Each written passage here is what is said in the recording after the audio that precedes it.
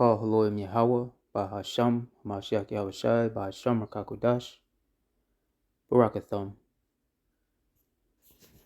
Shalom. This is your fellow servant Tazawar from the GMS Orlando camp, here with another lesson. First, I want to start off by giving all glory, honor, and praise unto Yahweh, Bahasham, Yahushai, Bahasham Rakakudash. Double honors to the apostles and elders of Great Millstone, whom rule well, and from whom we learn this truth. Shalom to you, Akim, who are not in GMS, but are pushing likewise doctrine in spirit and in truth, with all sincerity. To you few sisters that are listening and learning, as well as you speckled birds, who are scattered among the nations, looking like those nations. To the 144,000 elect men, and the rest of the hopeful elect, to you I say, Shalom.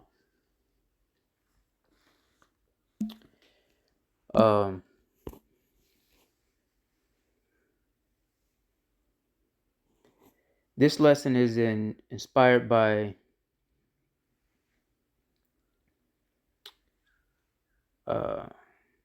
conversation I had a while back, all right, with the young man who's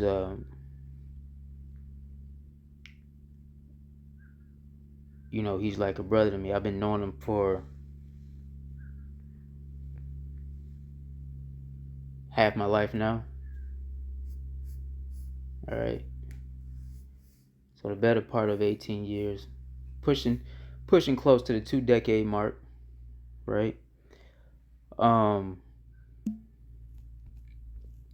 lucky I keep hitting that with my phone. Anyway, this young man, if you're listening, I mentioned that I was going to do a lesson addressing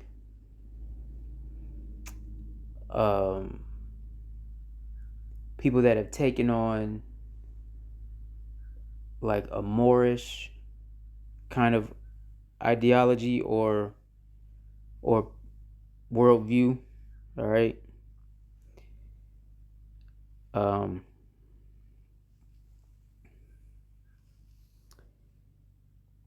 the topic of conversation, and the reason I want to address this is because, I've heard and I hear individuals still, like in passing, when you in your day-to-day going through the world or whatever, and there's individuals who are like have some I don't want to say modicum because that's like small, not to sound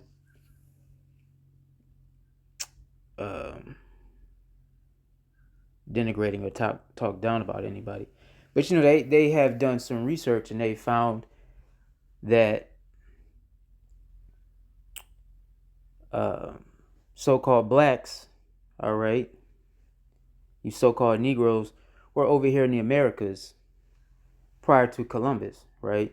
And so one of the things of the Moorish ideology and ideas or thoughts, philosophies like it, is that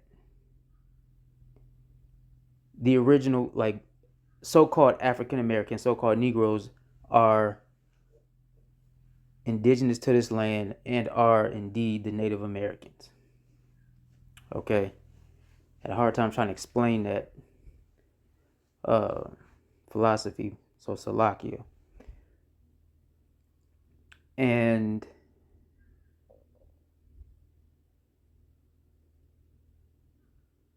they're not incorrect to the fact that we were already here. And when I say we, I'm speaking of you so-called Negroes, okay? Because many Moors or Moorish people don't really don't claim the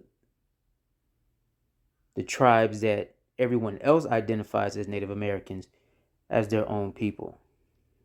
Okay, they claim them as immigrants and, you know, uh, offsprings of uh, mingled seed, even though that's not really a thing. All right, seed can't be mingled. It's not. You can't be mixed. Anyhow,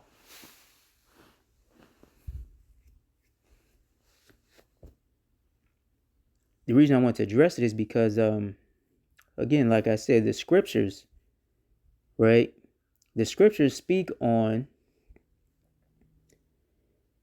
those individuals that arrived over here in the Americas. All right, that's the point of this lesson. Took 5 minutes to get that out, but that's the point of this lesson.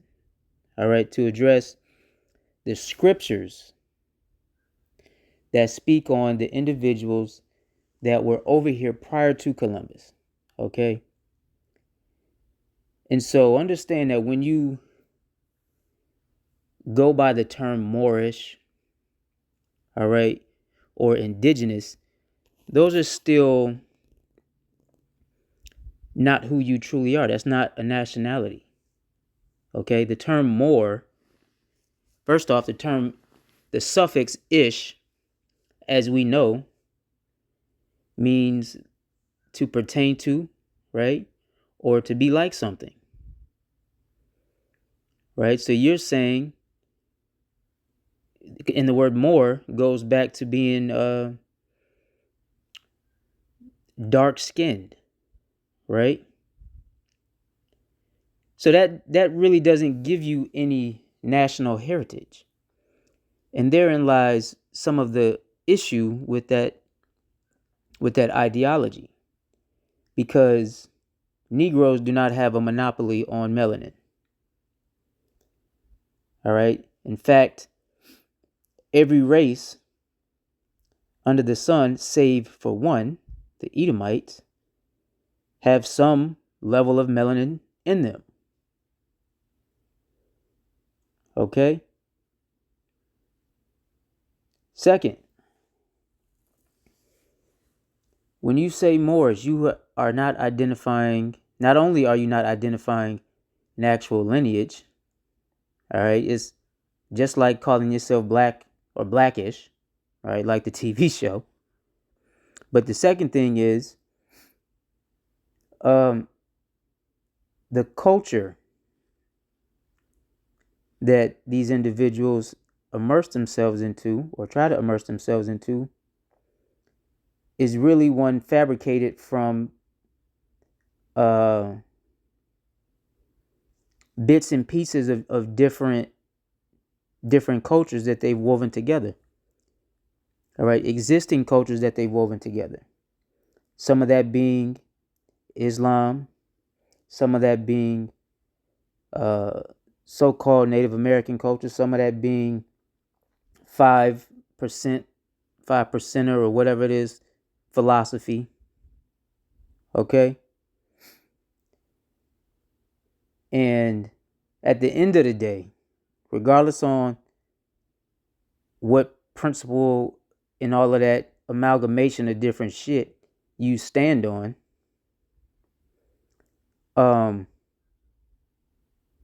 when you get to the crux of the problem, when you get to the meat of the matter,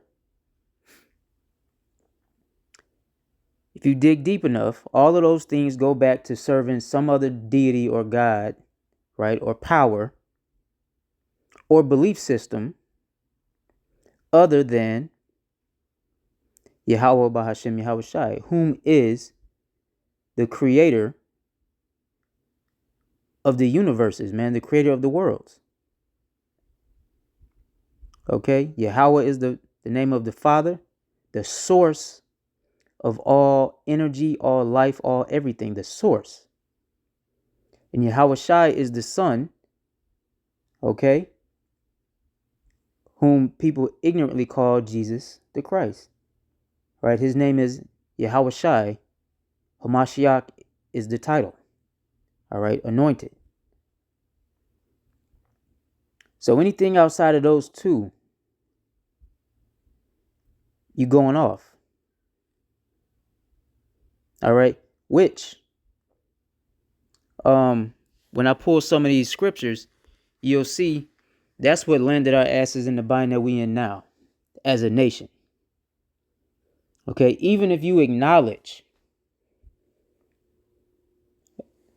Israelites, and acknowledge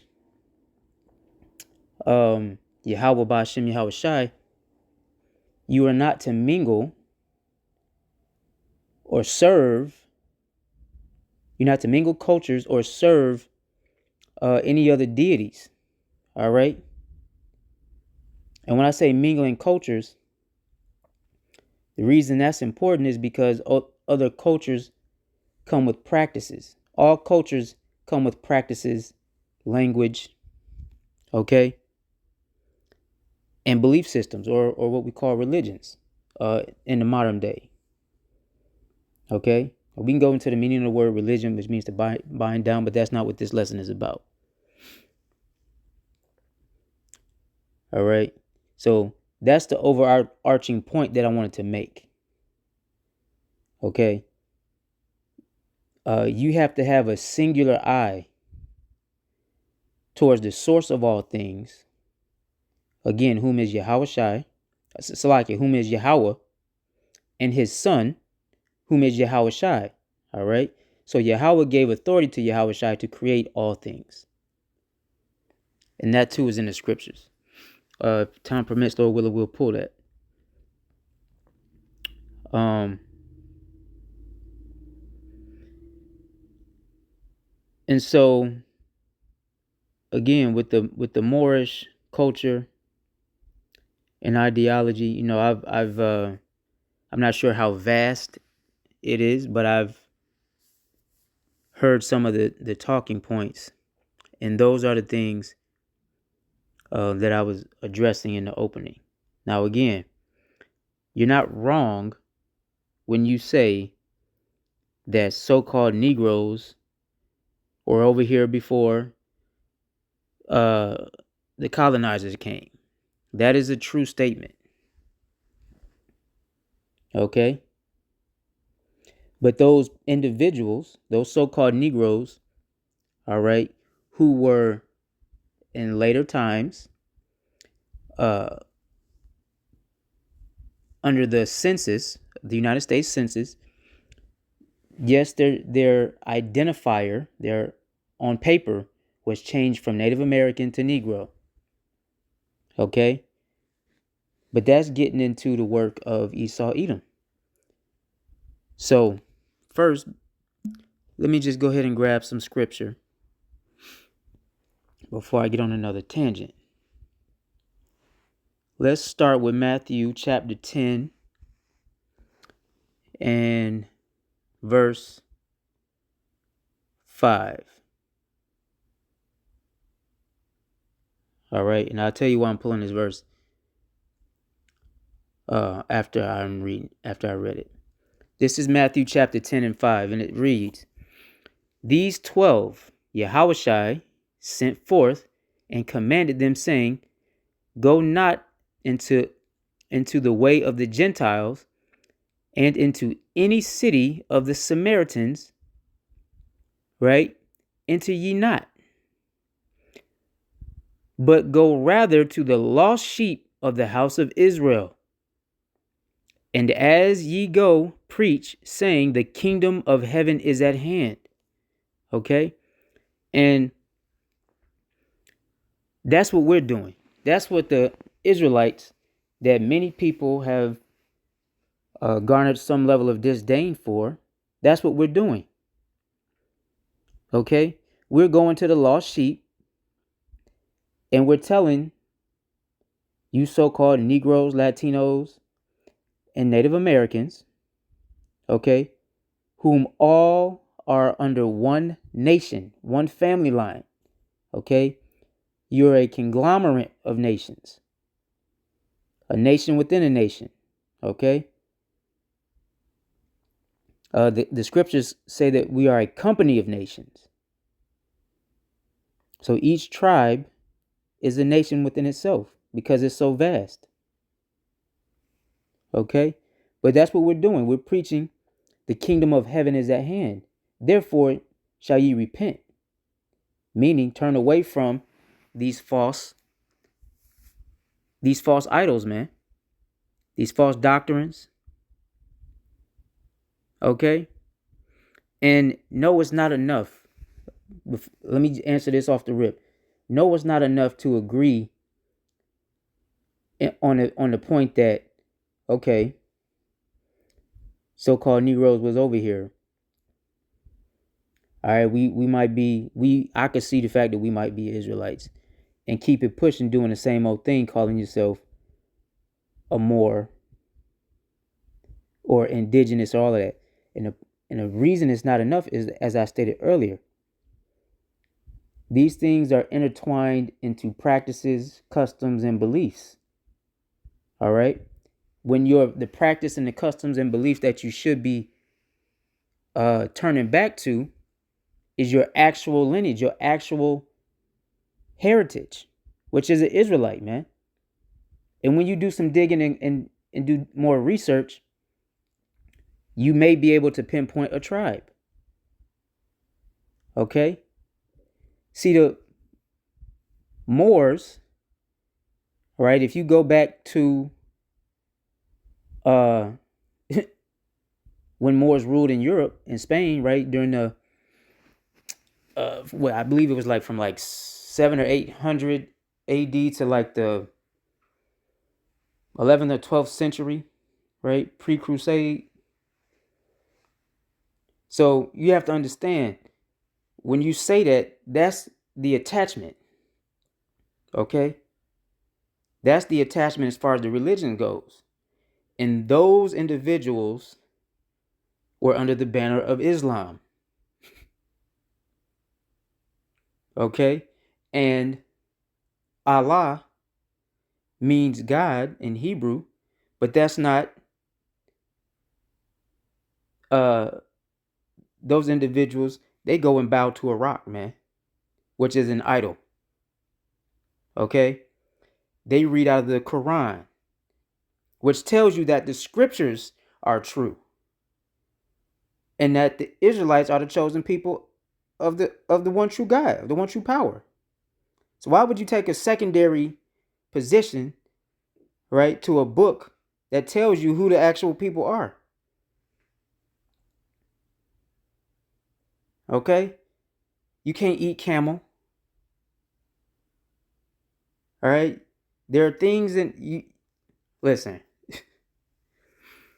Again, do some more digging, and you'll see that whole what's his name? Muhammad was not a prophet. Okay, all these things are immersed in that culture and ideology. That's what I'm saying. That all of that goes back to, that's one of the pathways. When you do some digging, it's going to lead you back down that pathway, which is the pathway away from Yahweh Ba'Shem Yahweh Shai. All right. Yes, it's good that you don't eat pork. Yes, it's good that you don't eat shellfish. It's not good that you bow into a rock. It's not good that you praying without calling on the names that can actually save you. The names of Yahweh Bahashem Yahweh Shai are the only names that can save you during the times to come. Okay? And there's a mess of other things that come with some of those practices. All right? Especially for the so-called black men that follow, when they shave their head and they, put a razor to their head. They put that little kufi on, and then they shave they face off, their beard off. All right, preparing for whatever fast or feast or whatever they preparing for. You're not supposed to do any of that. That's in our laws. And the laws in the contained within the Holy Scriptures. Okay? Now, verse 5, Matthew 10 and 5. It says, "Go not into the way of the Gentiles and into any city of the Samaritans." Why is that important to understand? The history behind this behind Yahushua saying this is important, which is what we're going to go into. Okay? So to understand this, let's go to the book of 2 Kings. All right, we want 2 Kings 17 and 9. All right. Now, when you read up, this will give you right here. I just in the caption, I'm gonna go back at 9, but when you read the heading, it says Hoshea reigns over Israel. Okay. So understand during this time frame, this was after King Solomon. Okay. And I want to remind you that those that practice Islam, okay, they know and understand who King Solomon is, and they acknowledge him. Do they give him his due reverence as we do as Israelites? No. Right? He was a great man and a prophet. Okay? Now, we understand through the spirit who Solomon actually is, okay? Who is Yahushua, all right? But that's another lesson.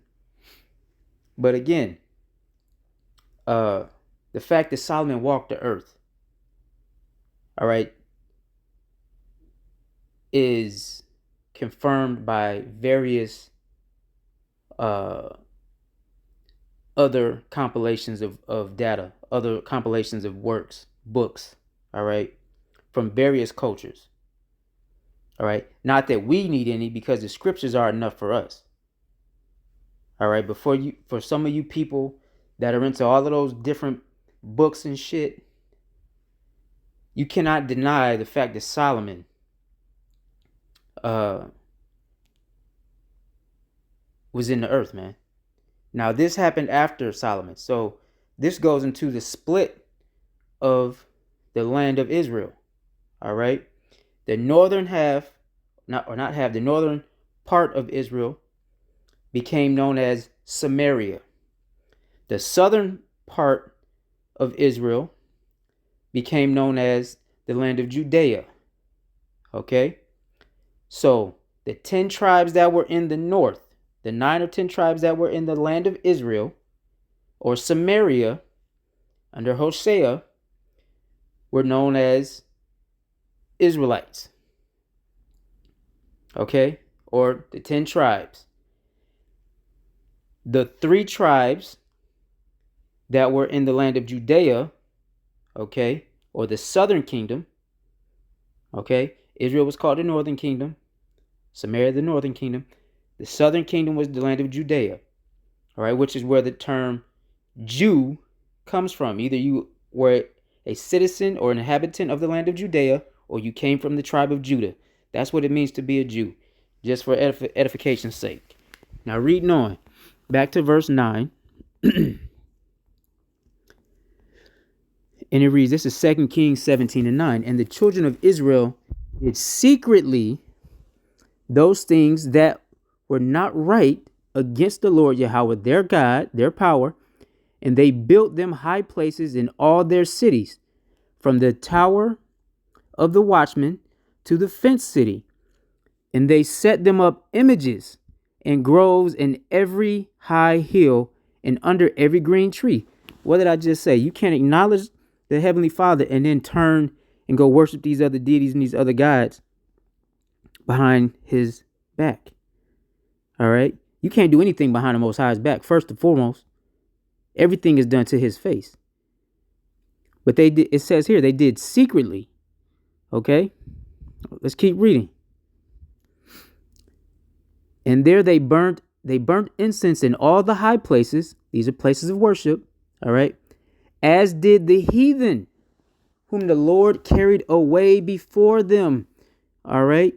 So the Lord cleared the land of Israel of heathen to allow us to go in and dwell therein.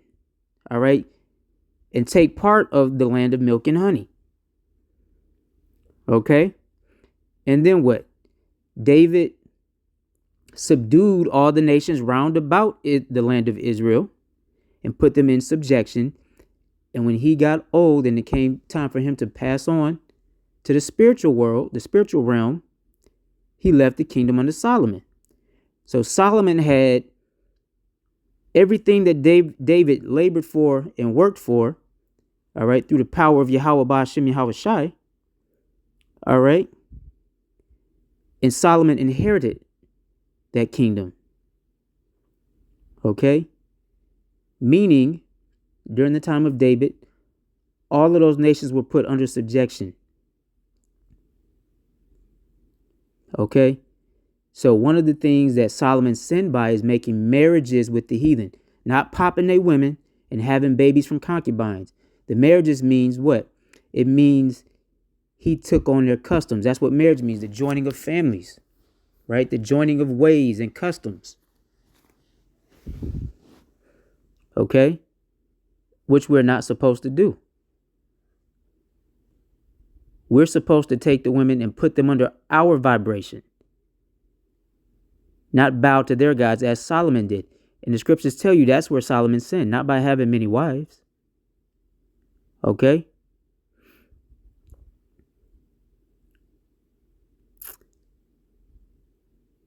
The middle of verse 11, I'll just start at the top.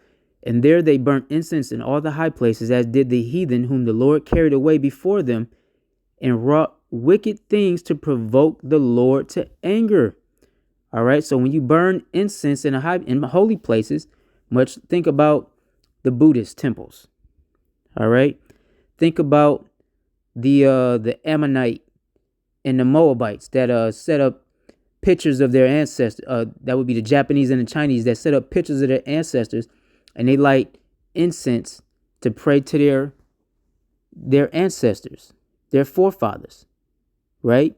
For guidance.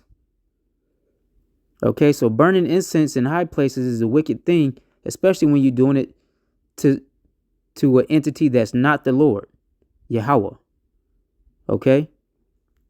Verse 12, for they served idols, wherefore the Lord had said unto them, ye shall not do this thing. All right, so the Lord said what? Ye shall not do this thing. Yet the Lord testified against Israel, all right, the northern kingdom, and against Judah by all the prophets and by all the seers. Okay, so he sent men amongst them, both northern and southern kingdom, to tell them, look, you better cut this shit out. All right, and say what? Turn ye from your evil ways and keep my commandments and my statutes, according to all the law which I commanded your fathers, and which I sent to you by my servants, the prophets. All right. So what's Yahweh saying? He said, look, he sent men, all right, as vessels to say, look, the Lord said, cut that shit out. Come back to the law, statutes, and commandments that we were given under his servants, the prophets, all right, Moses, and the men that came after him. All right, Joshua. Okay, Caleb. Right? Then you had David, you had Nathan, Solomon, right? Notwithstanding, they would not hear. Who would not hear? The children of Israel and the children of Judah, right? It says what? He testified against, right here, top of verse 13, testified against Israel and against Judah. All right. Verse 14, notwithstanding, they would not hear, but hardened their necks like to the neck of their fathers that did not believe in the Lord their God. Right?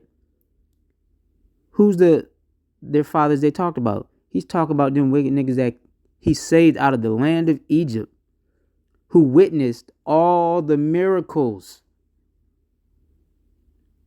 Okay? Whom he saved, whom Yahweh saved from Pharaoh and his henchmen. All right? And them wicked ass Egyptians, the armies thereof. Okay? Led us through the desert with a chariot, man. With the heavenly vehicle. And these niggas still didn't believe after seeing all of that. After we talking about witnessing the Red Sea part and walk on dry ground through the Red Sea. Them niggas. Right? And they rejected his statutes and his covenant that he made with their fathers and his testimonies which he testified against them. All right? When he gave the tables to Moses, right? Written with the finger of God. And then Moses went before the congregation, the whole congregation of the nation of Israel, and laid open the book of the law, man. And they followed vanity and became vain and went after the heathen that were round about them, concerning whom the Lord had charged them that they should not do like them. So from that time up until this time, even until now, because that's what people are still doing it, in their ignorance. Okay? This is why it's important to understand what you are a part of. All right? Who you're worshiping. Okay?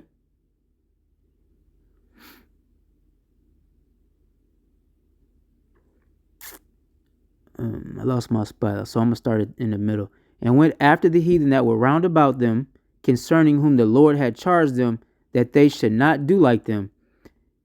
16. And they left all the commandments of the Lord their God and made them molten images, even 2 calves, and made a grove and worshiped all the host of heaven and served Baal. Right? And that's what our people did, and you're still doing it till this day. Okay? But this is the history behind. So this wasn't just under Moses.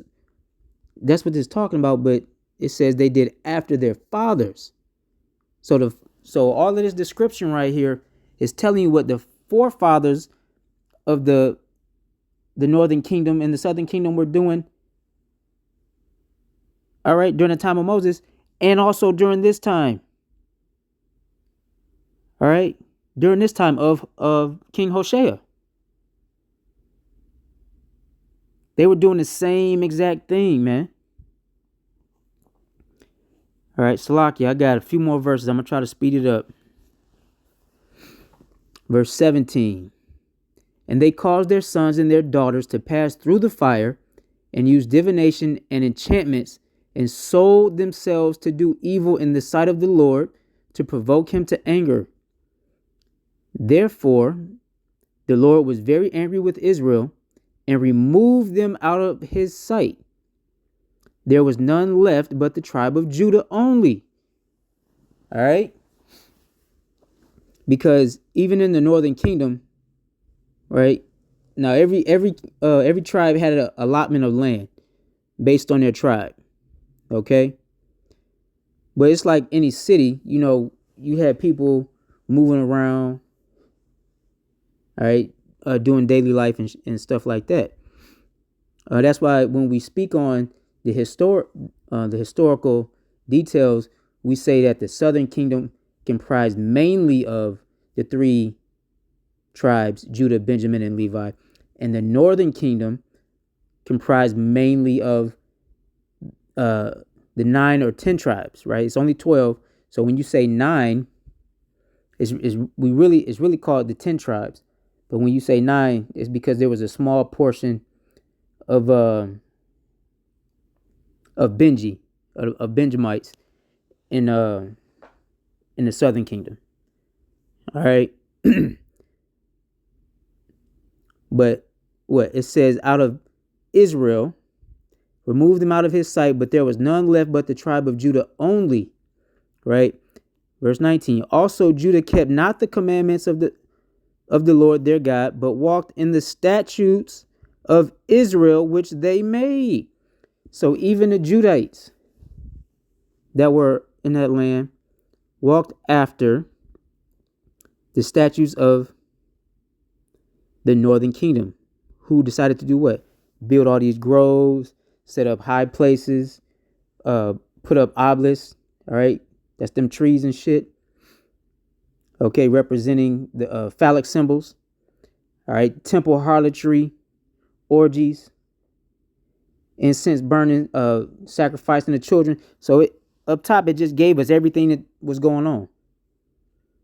Right. So now you're saying, so now it's telling us that the tribe of Judah also was taking part in this, man.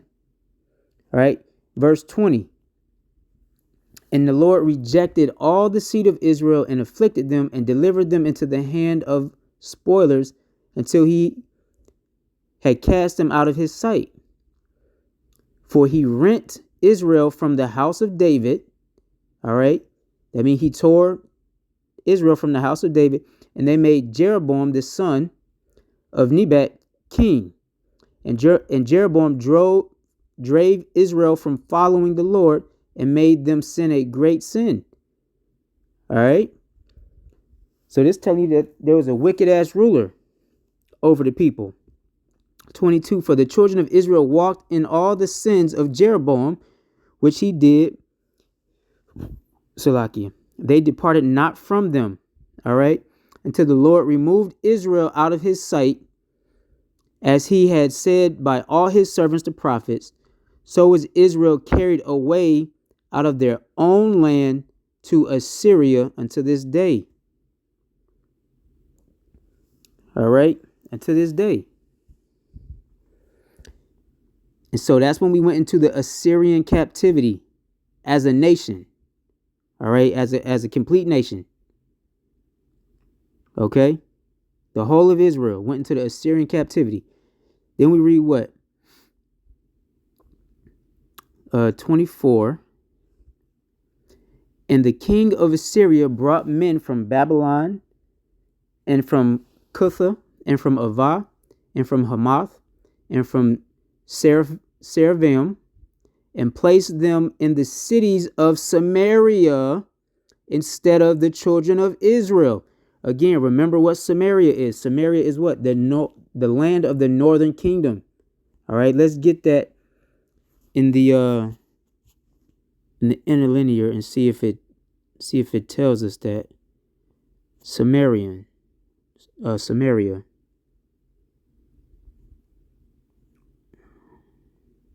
Right here. It says Samaria, Watch Mountain, the region of northern Palestine, all right, associated with the northern kingdom of the 10 tribes of Israel, which split from the kingdom after the death of Solomon during the reign of his son Rehoboam, and were ruled by Jeroboam. All right. The capital city of the northern kingdom of Israel, located 30 miles north of Jerusalem and 6 miles northwest of Shechem. Right? Or Shechem. That's how it's really supposed to be said. All right. But it's what? The northern kingdom, man. Okay. It says it right there in verse 8. The region of northern Palestine associated with the northern kingdom of the 10 tribes. Plain as day. All right. So that ain't just me blowing smoke, man. And then it says what? And if you see this word right here, this one, Seraphim, that's where the the so-called Sephardic Jews come from. Okay? So they are transplants, so you can understand. All right? And I'm gonna leave it at that, so the video don't get clipped. But though all these men from these places were transplanted into the land, what? Into the cities of Samaria instead of the children of Israel, all right? And they possessed Samaria and dwelt in the cities thereof. Okay? That's the point. So during the Assyrian captivity, the northern tribes, right? The northern 10 tribes, the northern kingdom was put out, and the king of Assyria brought places that you see on the screen and placed men in those cities. Okay? So this is why when we go back to Matthew 10 and 5, it says what? It says, these 12 Yahushua sent forth and commanding them, saying, go not into the way of the Gentiles. So those are actual Gentiles, all right? Not Israelites acting as Gentiles. Those are actual heathen. And into any city of the Samaritans enter ye not. Why? We just read it. Okay? But go rather to the lost sheep of the house of Israel. Okay? Now, the point on the lesson. How long I am? Yeah, we in there quite a ways. All right. Salakia. I ain't mean for it to run this long. But let's just go through this real quick. This is 2nd Ezra, chapter 13 and 40. All right, we only need 5 or 6 verses out of here.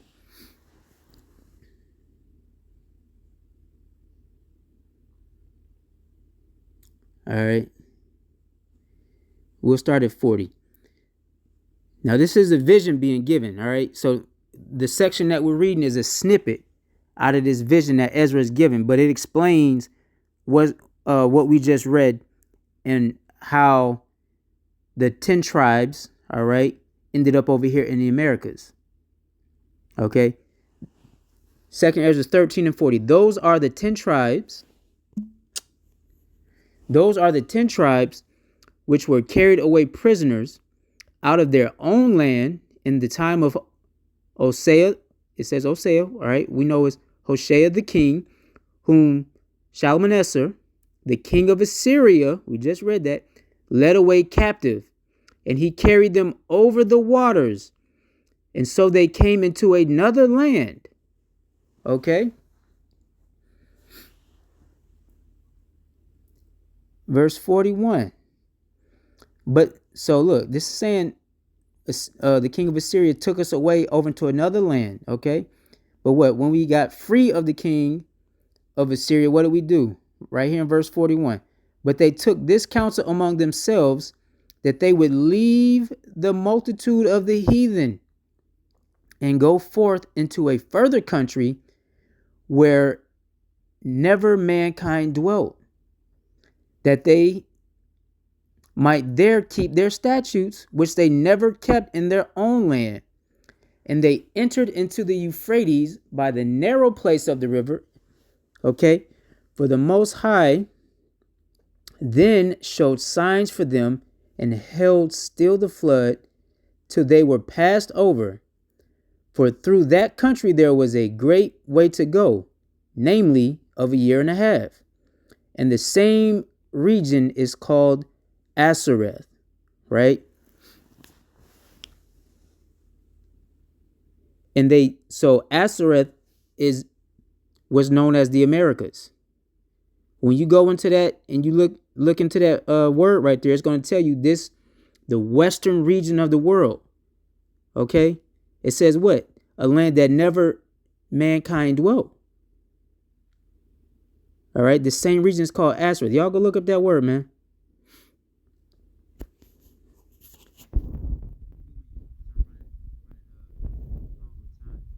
It says, then dwelt they there until the latter time, which is now, and now when they shall begin to come. All right? And when you keep reading down, it goes back into the vision. But it's basically saying that